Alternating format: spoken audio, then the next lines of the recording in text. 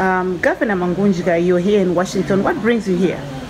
We're here to attend the annual general meetings of IMF and World Bank, which is in line with the requirements of those institutions. We are governors, and I'm the other governor of IMF, and the Minister of Finance is the governor of the two institutions. So we are there to attend the meetings, which normally discuss about the world financial trends, where the economy is going, the state of the world economy, and as you know, the world economy is expanding.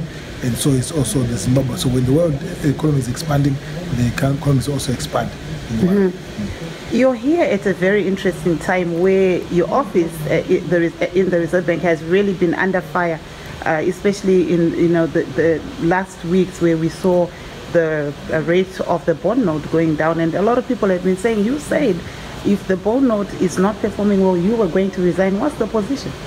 Thank you. The bond note is not the issue in Zimbabwe. The underlying, the fundamental issues in Zimbabwe is the shortage of foreign exchange. Foreign exchange has become the major determinant factor of production. You need foreign exchange for purpose of importing fuel, for purpose of importing cooking oil, for purpose of importing electricity, for purpose of importing feedstock for the manufacturing sector. What you should need to know, Marvelous, is that the Zimbabwean economy is growing. Because the Zimbabwean economy is growing, so are the requirements for foreign exchange. And you are aware that we adopted the SI 64 for localization production, which is more like import substitution. But that policy requires more foreign currency for imports. If you look at also the grain, this year with the Bamba harvest, and that Bamba harvest, the downside risks are that we need more bags of maize, and those bags need to be imported, and also the raw materials to make the bags. So the reasons why there are premiums of foreign currency in Zimbabwe, it shows that it's a scarcity premium between the foreign currency required to run the business and the foreign currency that's available.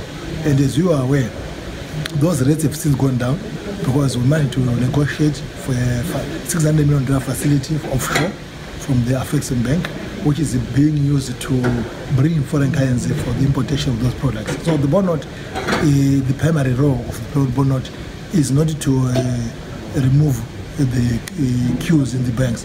The primary reason for a bond note was and is to promote exports of goods and services. Because what we want is foreign currency.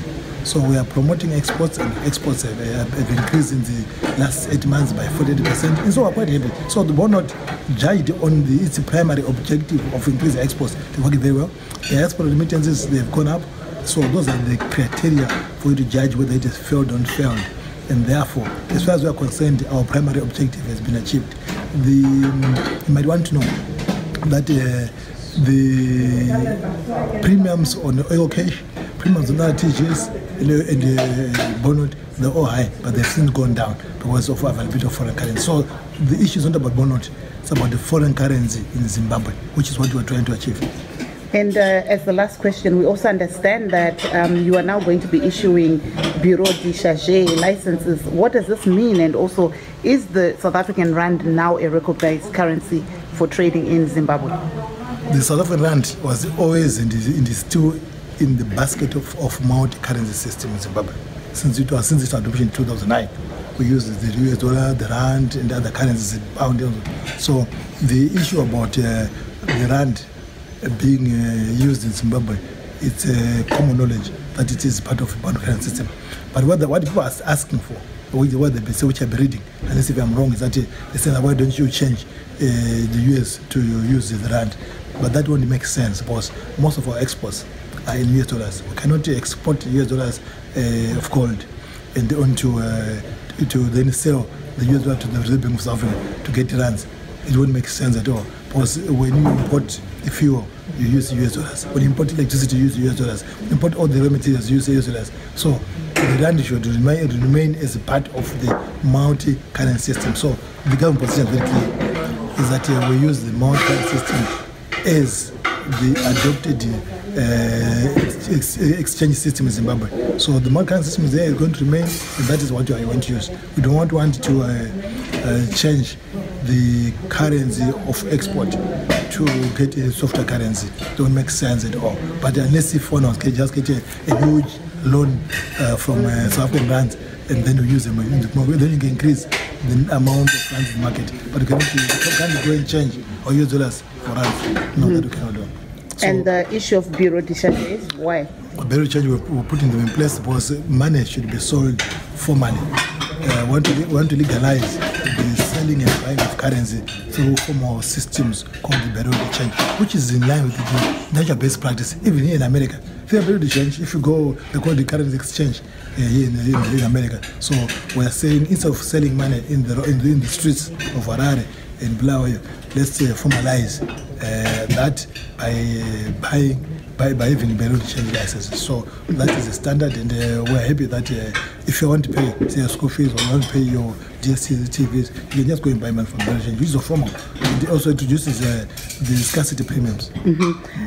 Here at the MEFME conference, we had a lot of countries and other private investors talking about diaspora remittances. Does Zimbabwe actually have a program where you're going to maybe, work with the diaspora to make their remittances work in the economy? But that's what you'd be asking me. That's why I said we are promoting the flows of foreign currency from export of goods and services. Services are part of the diaspora and the remittances. So that's why we could give 5-10% as an incentive for you to bring money home. So that is in the line with throughout the whole world, and we're supposed to, for Zimbabwe, you might want to know. If you look at the diasporans, they bring about $55-60 million every month. And that's a lot of money from the diaspora. That's why we can give them the incentives, which you say yourself, why giving them incentive? So if you say bonus means I should give a diaspora remittances the incentive. And therefore I find it as a bit queer by the people in Zimbabwe. I think we need to understand each other. So diasporans are very critical.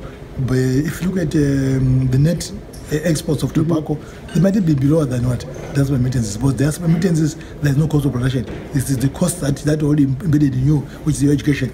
And therefore you bring money without the cost. So it's a net income that comes to Zimbabwe. So it's very critical. That's what is making Zimbabwe have more foreign currency also in the country. So yes, it's throughout the world, throughout Africa, we're emphasizing more on diaspora remittances because they are a very critical source of foreign exchange into the countries.